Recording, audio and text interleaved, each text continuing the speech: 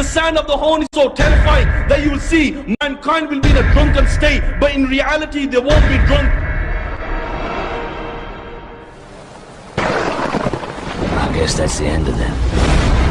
No, it is just the beginning.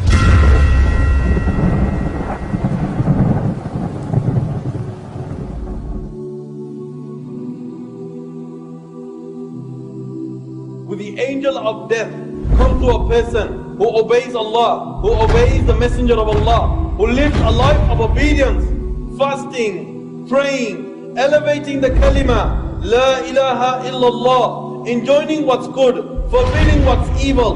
Will the angel of death come to this person with the 12 eyes, black of face, fire leaping out from his mouth, coming out from his nose, with a forked iron rod, with 500 angels behind him, with whips and embers made out of fire? The answer? Never, never, never, never. It will come in the most beautiful form, with 500 angels behind him, with white, bright, shining faces. And each angel will carry with them a bunch of flowers. And each bunch will consist of 20 different colors. And each color will give out a different smell. And the angel of death will say, Assalamu alaikum.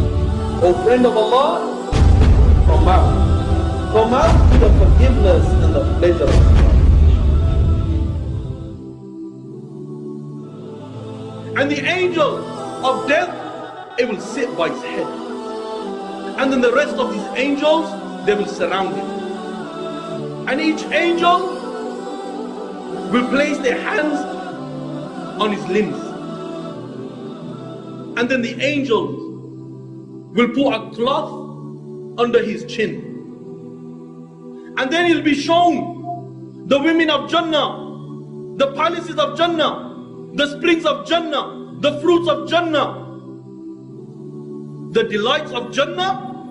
His body, his soul will begin to jump out of excitement in his body. And at that time I ask, would the angel of death put an ember underneath his neck and say, come out to the fire of hell, where there is scorching winds, scalding water, shadow of black smoke, no cool, no refreshing? No, he will say, Assalamu alaikum, O friend of Allah, come out. Come out to the mercy and the pleasure of Allah, and the soul will be extracted. And how would it be extracted? Rasulullah sallallahu alayhi wa sallam gave an example. He says it's like a hair coming out of a flower. At that time, the body will thank the soul, and the soul will thank the body.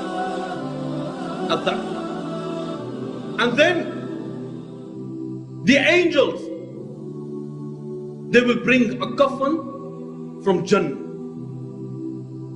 And they will bathe him, apply scent on him, and then they will wrap him with his coffin. And once they wrap him with his coffin, I ask, who will take charge? Who will take charge of this soul? The narration says that the angel Jibreel alayhi salam with 70,000 angels will descend and will take this soul. And on the dunya, these angels will honor it. How? They will form two rows, starting from his house, ending at his grave. And they will ask Allah to forgive him. And they will beg Allah, oh Allah, forgive him. And when shaitan and his cronies see this, you know what will happen? The shaitan will begin to cry. And he will say, you fools, how did you let this believer escape? And when this is taking place, the narration says that the souls that is with the 70,000 angels and Jibreel, they will take this soul. to the first heaven. And when he's lifted off the ground, will the places curse him? Will the places say that good riddance? Oh Allah, you got rid of this disgusting, filthy soul? No. The narration says that the heavens and the earth, they will begin to cry. They will begin to cry.